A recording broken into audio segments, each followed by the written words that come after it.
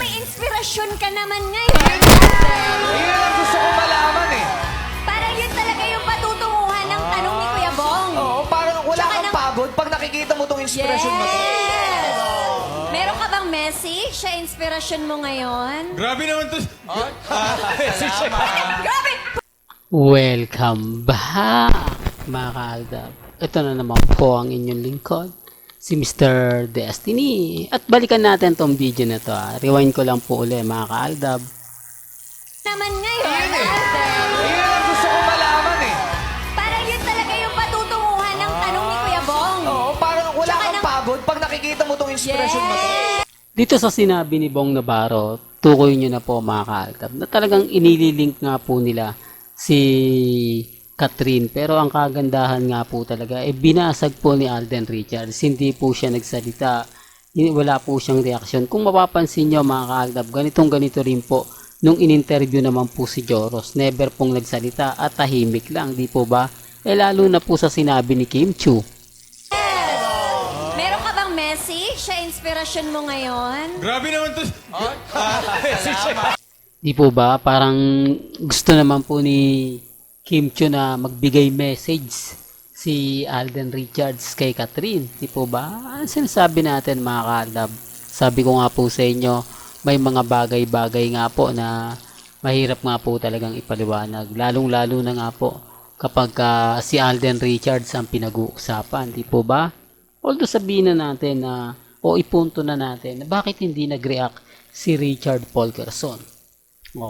Bakit hindi siya nagbigay ng mga talagang nakakakilig man lang na mga inaabangan, kasi yun po talaga yung tema eh, hindi po ba natanong, hindi po ba yung issue po sa kanila ni Catherine, di po ba? Pero andyan po yung point, mga kaaldab, na ayaw na rin po ng mga Alden fanatics. Marami na nagsasabi, marami na nagko-komento, pero yung mga komento po sa akin, wala naman daw pong issue. Normal lang daw po yung mga nangyayari at nagaganap. Di po ba? Tayo lang po daw yung gumagawa ng issue. Common sense na lang po. Trending at viral nga po sa social media. Maliban lang po kina Alden Richards at Maine Mendoza ngayon. Ilang araw nga po bang pinagpiestahan si Catherine. Pero wala man lang naging reaksyon si Alden Richards. Mabuti pa nga po daw si Daniel Padilla nag-react, di po ba? At eto po, mga kaaldab, siguro naman di laman dingid sa inyong kaalaman na nagsalita na naman po si Carla, di po ba? Ito po ang nanay ni Daniel Padilla. Kaya nga po, ang daming kuwento na lumalabas. Maraming mga sinasabi na kung pagpapansinin nyo at pagbabasihan, para naman po talagang may pinupunto sila. Pero binasag po sila ni Richard Polkerson, di po ba? Yung tipong may gusto silang sabihin ni Alden Richards na hindi po sinabi ni Richard Polkerson, di po ba? Ang sabi ko sa inyo, ako masaya po ako, mga kaaldab. Masaya po ako sa mga nangyayari at nagaganap. Masaya po ako lalo na po sa mga mami, sa mga tita, sa mga senyor na talaga naman pong pinupush po tayo. Di po ba na ikaw, Mr. Destiny, tuloy mo lang yan. Di po ba? Real talk yan, mga kaaldab. Tapos na nakakatuwa naman po dito. Napansin niyo po ba kung sino yung pinaka nakakatuwa naman po sa 8 Bulaga? Sa Bulagaan? Siyempre walang iba kundi si Maine Polkerson. Talagang umaayon lang po talaga sila. O umaayon lang po talaga si Mengay. Di po ba? Sa mga nababasa natin, sa mga napapanood natin, napapakinggan natin, tahimik lang po talaga.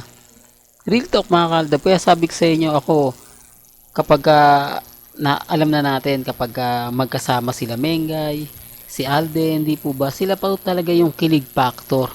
Di po ba, na hindi po pwedeng mawala. Ang ibig kong sabihin, nagtrending si Alden sa Showtime. Siyempre, si Mengay nagtrending din. Di po ba? Yun yung pinakamaganda ron. Real talk, mga kaya sabi ko sa inyo, relax lang po kayo. Maging mapanuri sa mga nababasa, napapakinggan. Kahit naman po kasing sabihin nila na hindi nagtitrending si Maine, hindi nagtitrending si Alden, okay lang po yan.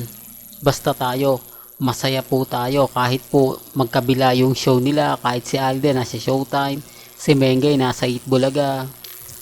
Di po ba? Basta eto paulit-ulit kong sinasabi kaya marami nagagalit sa akin, maraming naiinis na pinapaasa ko lang daw po yung mga mamis, pinapaasa ko lang daw po yung mga titas, mga senyor, dahil wala naman po daw Aldab. Okay lang naman po yan kasi may mga kanya-kanya tayong pananaw. Di po ba? Since 2015 pa po Aldab na po yung iba.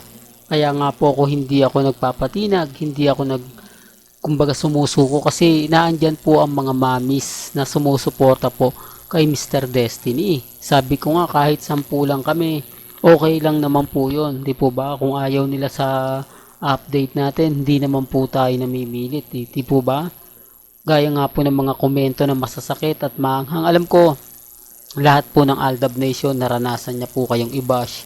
Naranasan na po kayong sabihan na fake news, kumbaga delulo, kulto, di po ba nabubuhay sa nakaraan, kumbaga ba't hindi pa makapag-move on, 2024 na pero nananatili pa rin delulo, di po ba? Yung masasakit at maanghang na salita na hindi talaga mawawala. Pero nakita nyo naman po kung gaano tayo katatag. Nakita nyo naman po kung gaano tayo kinakatakutan. Kasi tayo nagagawa natin mag-trending. Ang Armin nga po ba, nagagawa po nila. Tapos ngayon, basag na basag yung cut din. Di po ba? Hindi po sila nag-trending. Nag-trending si Catherine sa issue. Doon po sa nakitaan siya sa singit at talagang hindi magandang pagsayaw niya. Di po ba na talagang mapang-akit? Di po ba? Nasa bar mo lang makikita. Si Alden Richards, saan po ba siya nag-trending? Sa pulang araw. Pero hindi man po nagkaroon ng issue. Wala man lang pong interview na sinabi. Yung katulad po nito, yung sinasabi ni Kim Chu, di po ba kay Alden Richards na wala ka bang message? Di po ba in-interview si Alden Richards sa pulang araw sa media ko na Alden, siguro kaya napakahusay mo, baka ma-inspiration ka, may taong nagmamahal sa'yo, di po ba? Same na same yung question kay Kim Chu. Di po ba? At least nagets nyo agad yung sinabi ni Kim Chu. Nagets nyo na iba yung tinutukoy ni Kim Chu. Kumbaga nalihis lang ni Alden Richards. Kaya yung topic napunta niya po dun sa kaibigan, kamag-anak, etc. etc. Di po ba?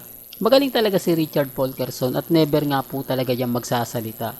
Remind ko lang at ulitin ko, ganyan po yung sinabi ni Joros. Tumutugma po kay Alden Richards na imbis na nga po pasayahin, pakiligin yung mga fans, hindi po yung ginawa ni Alden na kung dapat ginawa niya.